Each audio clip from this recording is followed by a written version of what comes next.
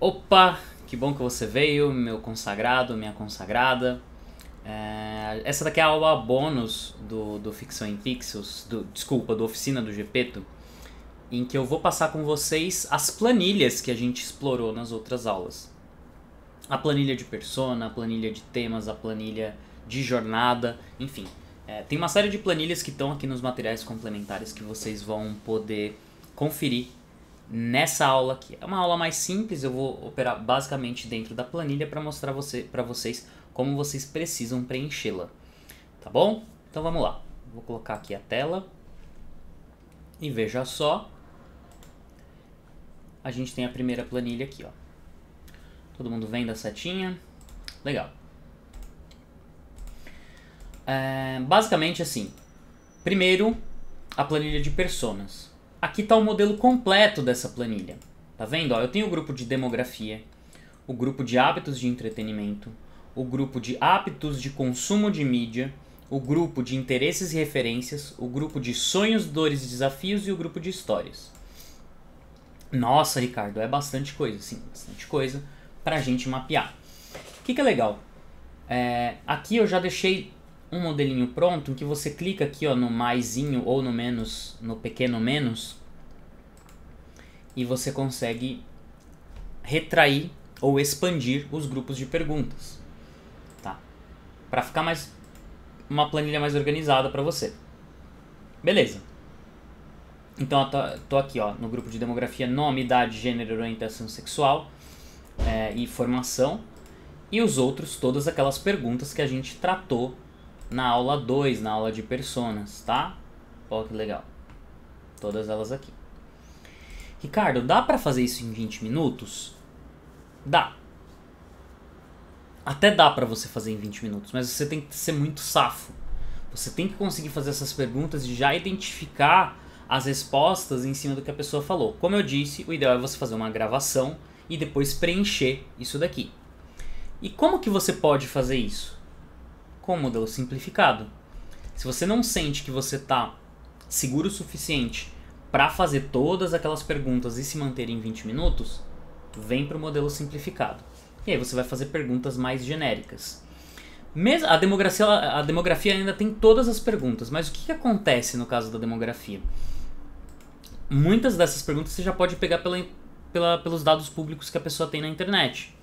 Então, formação, você consegue... se você conhecer, se você for amigo e tudo mais, você já consegue saber o que a pessoa faz e tudo mais. Pode até perguntar no e-mail para ela os dados de demografia. E lembrando sempre que orientação sexual é super delicado e que você vai fazer dependendo da sua necessidade de entender a orientação sexual da pessoa ou não. E se a pessoa vai estar aberta a falar disso contigo, tá bom? E aqui, todas as outras perguntas. Beleza. O que você vai fazer? Você vai gravar a entrevista e vai preencher aqui, ó, uma coluna de resposta. Deu para entender? Depois, o que você vai fazer? Você vai criar uma nova planilha. Não, desculpa, eu vou mostrar outra planilha daqui a pouco. Mas o que você vai fazer? Você vai, para cada pessoa que você entrevistar, não persona, para cada pessoa que você entrevistar, você vai abrir uma planilha nova dessas. Então você vai escrever aqui: fulano, ciclano, beltrano, enfim, esses nomes de tiozão do churrasco.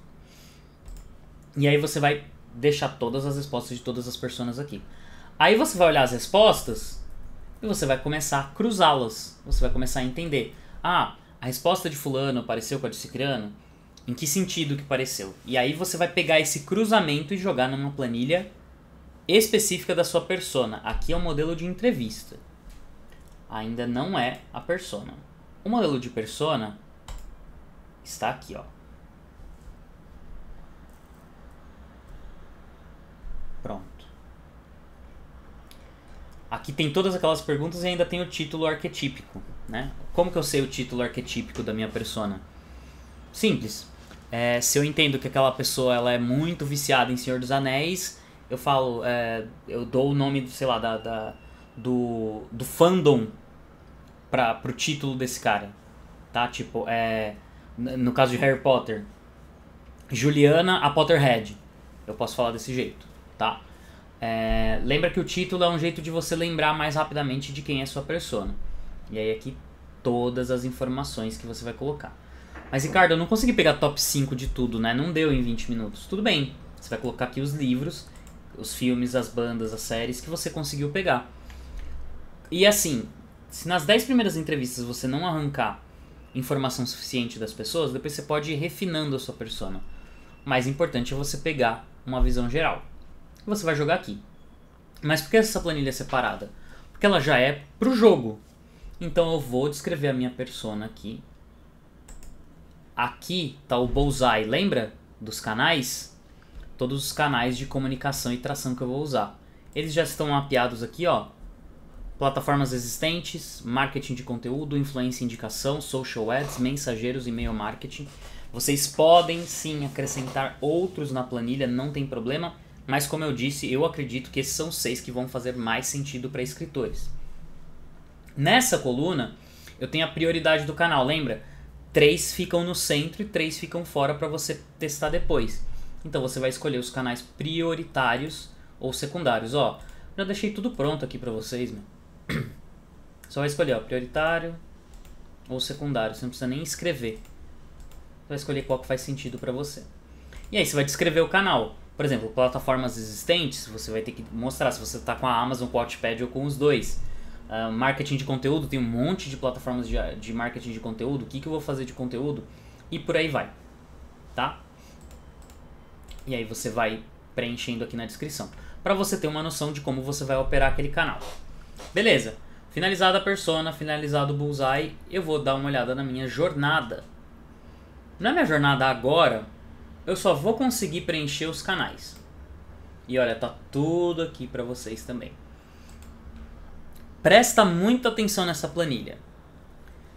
Tá vendo aqui que eu tenho o espectro da audiência, ou seja, com quem eu estou conversando, e a jornada do leitor, em que etapa da jornada o meu possível leitor está. Por que isso é muito legal? Porque eu vou mapear por quais canais eu vou me comunicar com aquele público por estágio da jornada. Isso é fantástico quando a gente faz. Do tipo, eu uso realmente canais diferentes. Às vezes eles vão ser iguais, às vezes não. Eu deixei 3 espaços aqui para canal. Então, eu posso mapear até 3 canais diferentes para falar em percepção. 3 canais diferentes para consideração, para decisão, para leitura, para engajamento, para fã. Lembrando que em percepção eu tenho que falar com gente que não me conhece, ou seja, eu tenho que estar onde as pessoas estão. Redes sociais, Amazon já vão funcionar melhor. Consideração, eu vou usar canais de conteúdo que vão fazer mais sentido para fazer a partir do momento que o cara me conhece. Decisão, eu tenho que usar algum canal que eu faça ele comprar ou fazer o download do meu livro. Leitura é o estágio em que o cara vai estar em contato com o seu livro. Às vezes você pode até ignorar essa parte em termos de canal. Mas você pode usar canais também para se comunicar com quem já está lendo o seu livro. Então é bom mapear. Engajamento depois que o cara leu o seu livro, ele gosta de você, como é que você engaja com ele. E fã, a mesma coisa. Vai repetir aqui, vocês só tem 6 canais. Eu acho que vocês vão usar um para cada estágio, 2 no máximo, tá? Mas aqui é só pra gente ter. Os temas do conteúdo e os formatos a gente vai falar daqui a pouco. Mas eu queria passar aqui com vocês rapidamente o funil. Chegamos no funil todo montadinho. Primeira regra dessa planilha. Você só vai inserir números absolutos nas células em verde. O resto já está calculado para você. Então você vai começar aqui, ó, que eu tenho quanto foi o meu custo de marketing com um determinado lançamento e qual que foi o faturamento total que eu tive. E eu vou colocar aqui. Faturamento não é lucro, hein? Faturamento, é o quanto veio de grana. Aí eu vou colocar aqui. Aí depois eu vou começar a montar o funil. Eu vou colocar aqui, ó, quantas pessoas eu alcancei. O que é isso? Quantas visitaram minha página na Amazon, meu site. Desculpa, não é visitaram. Quantas viram os meus resultados de busca na Amazon. Quantas viram os meus posts no Instagram, Facebook, etc. E eu vou colocar aqui no alcance. Visitante é de fato quem visita uma página minha. E eu tenho só como medir visitante dentro do meu site, às vezes do Instagram, provavelmente. as páginas da Amazon, eu não tenho como saber quantas pessoas visitaram a minha página. Então já começa a métrica já começa a ficar um pouco falha. Mas obviamente tem mais. Então aqui, tipo, você pode pensar, se 10% das pessoas que viram o meu livro na Amazon compraram, quanto eu teria... Se 10 pessoas que viram meu livro compraram, eu coloco uma taxa de conversão aí, provavelmente 100 visitaram a página, né? 10%. Mais ou menos isso. Mas se você quiser, não arrisca também, só coloca quem visitou as páginas do seu blog, as páginas do seu site. Lead, lembra que é o cara que se cadastrou, que demonstrou um real interesse no meu conteúdo. Então, o lead é quem deixou o e-mail. Você pode colocar seguidor de rede social?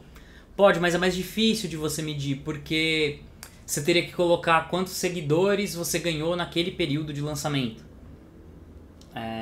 Que é um lead também, então dá pra colocar. Mas a conta fica mais chata. Eu gosto de colocar quem se cadastrou na minha newsletter, quem tá no meu grupo de Telegram, quem tá no meu grupo de WhatsApp. Oportunidade, quem demonstrou um real interesse na compra do meu livro.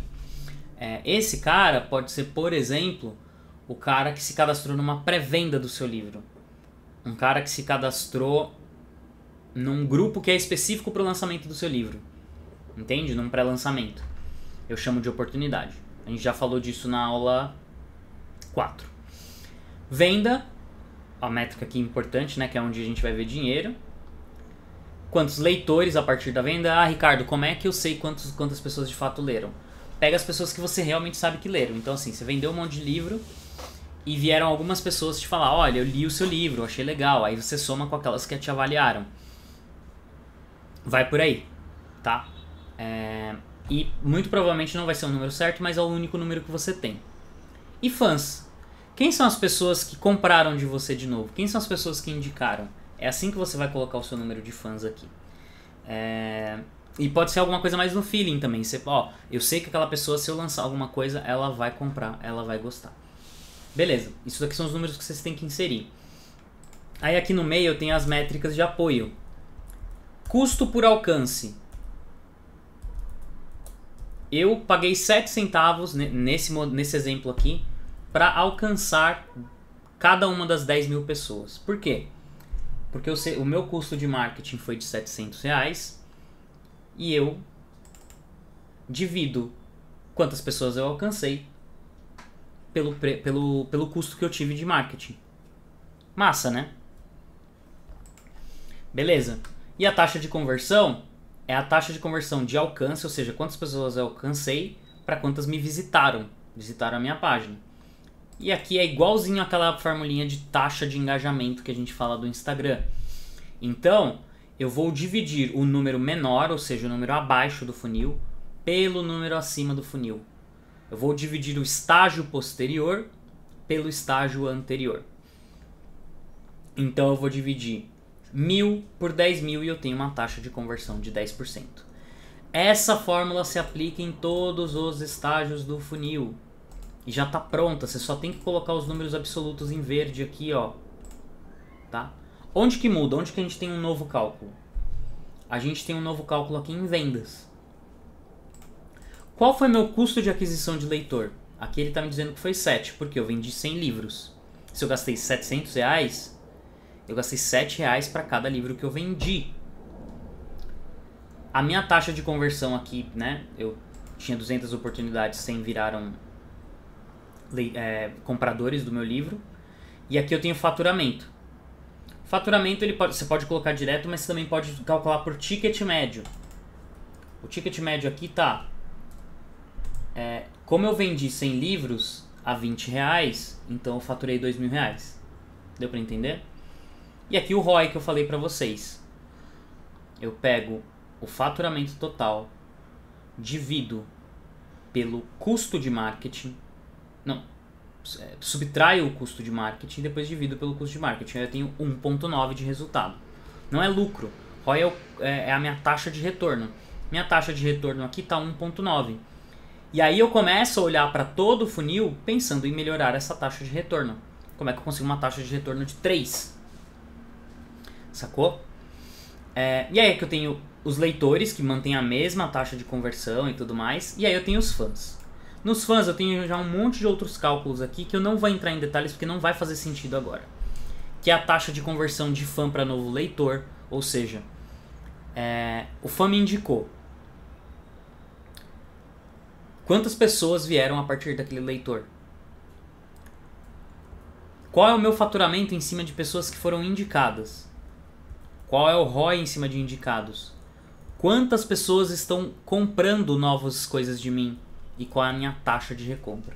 Essas métricas aqui, elas são a cereja do bolo. Por quê? Se entra um leitor na sua base e ele compra mais vezes de você, uma única pessoa te dá mais lucro. Dá pra entender? E uma única pessoa te dando mais lucro, ela também, sendo sua fã, ela vai indicar para outras pessoas. Então uma única pessoa representa um faturamento muito maior. É por isso que vocês têm que dar atenção para esses caras aqui. Mas eu não vou entrar nessas métricas porque elas complicariam demais as coisas agora. E não é o nosso objetivo. Legal, mas eu tenho certeza que você está muito empolgado para entender a parte dos temas. E a aula 5 a gente falou muito de conteúdo editorial. E aqui estão 1, 2, 3, 4, 5 planilhas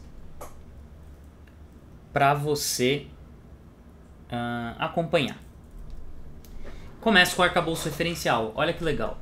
Aqui eu já coloquei todas as minhas referências. E um monte de gente vai dar risada. Acho que isso daí vai espalhar na internet. Tipo, vai falar, haha, que engraçado, o cara curte Cavaleiros do Zodíaco. É o preço que se paga. Mas beleza. Aqui estão as minhas referências. Coloquei aqui pra vocês. Eu expus pra vocês as coisas que eu gosto. A única coisa que vocês vão ter que fazer é copiar essa planilha e preencher a de vocês. Quais são as suas referências? Você vai dizer o tipo de referência e você vai descrever aqui por que ela te chama atenção. Por que ela tá dentro do seu arcabouço, né? O que ela te influencia de fato no que você produz. Aí você vai partir para inspiração. Então, baseado no arcabouço referencial, você vai trazer o que me inspira todos os dias. Porque eu tenho várias referências, mas não são todas que vão me inspirar. Ou pelo menos em um determinado momento. Então eu vou descrever as minhas inspirações aqui. Eu já deixei aqui algumas categorias de inspiração. Pessoas, livros, filmes, séries, obras de arte, história, jogos, momentos pessoais, paisagens, cheiros, músicas, sons.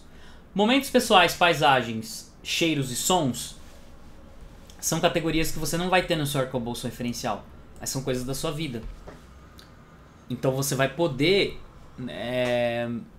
se um cheiro determinado te inspira, se uma memória de uma pessoa querida te inspira, você vai poder colocar.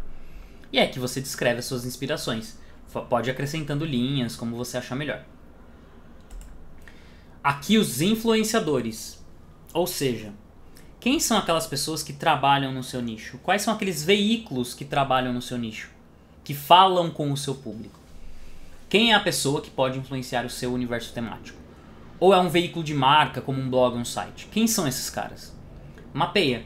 E aí eu vou colocar o que essa pessoa ou perfil faz, né? Perfil, veículo, etc. E em qual canal ele se destaca. Porque eu posso ter uma pessoa que vai muito bem no Instagram e outra que vai muito bem em blog e diferente. E a gente tem que ver quais são os canais de destaque que melhor conversam com aquele público. De novo, pode acrescentar quantas linhas você quiser. E, por fim, as histórias. Aqui eu deixei as minhas grandes histórias e as minhas pequenas histórias. Tá? Lembra? Uma grande história deriva outras duas pequenas histórias. A grande história é o objetivo. A pequena história é o que você faz para alcançar aquele objetivo. Beleza? E aí vem a mágica da coisa. Pronto. Eu tenho aqui uma lista de temas. Então eu vou dizer... Tudo isso daqui já me deu ideias aos montes para eu escrever temas. E aí é que eu vou colocar os temas. Esse é um tema ficcional, realístico ou experiencial. Qual que é a ressonância com a persona? Onde que esse tema fala com a sua persona e não só com você? Porque de fato ela tem que falar com a sua persona. Não é só sobre você, embora a base seja você. Aqui, ó, tá vendo o maisinho? O símbolo do mais aqui, ó. para 3 inspirações e para 3 influenciadores. E olha que legal, eu já posso, se eu preencher a planilha de inspiração e de influenciador, ele já vai me trazer as opções aqui. É só eu colocar. Tá?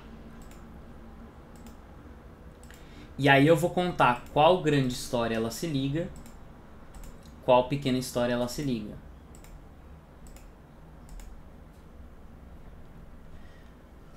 Percebem? Olha como ficou legal. Aí eu vou ter um monte de temas aqui, certo? Aqui é onde você tem que pirar o cabeção. Tem que jogar um monte de coisa aqui. Todos os temas possíveis. Na boa, se eu estivesse começando, e como eu já fiz, eu colocaria uns 100 temas aqui, diferentes. Pegando muita ideia. Sabe, até aqueles que vocês acham que é porcaria, assim. Tem que colocar.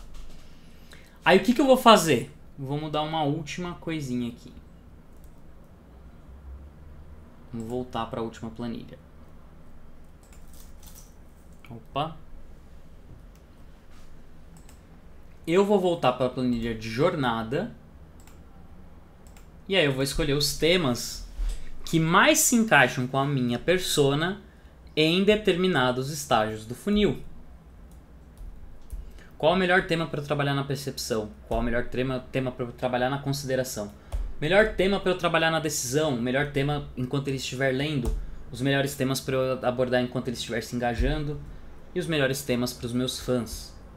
E eu vou jogar aqui, baseado naquela outra planilha. Formato. Qual é o melhor formato que conversa com esse tema, com essa persona nesse estágio do funil? É vídeo? É carrossel? É imagem? É textão? Qual é o melhor formato? Se tiver em dúvida sobre o formato, liga para aquela pessoa que você entrevistou, para a persona que você mais gostou, pergunta que tipo de formato que você gosta. Começa a testar diferentes formatos. E esse daqui é o ouro da oficina do Gepeto. Isso daqui é o que vai te dar ideias infinitas para você nunca mais dizer que eu não tenho mais ideia para conteúdo. Vai estar tudo aqui. Perde um pouco da mágica, né? De tipo, não estou inspirado o suficiente hoje, então vou pegar um conteúdo lá pronto. Mas te ajuda a você ser pragmático. E você desromantizar essa história da criatividade. Criatividade está aí dentro de você. Você só precisa de um lugar para consultar. E é isso, meus queridos, minhas queridas, meus consagrados, meus consagradíssimos. Muito feliz de finalizar o módulo do Oficina do Gepeto aqui com vocês. E até o próximo. Grande abraço.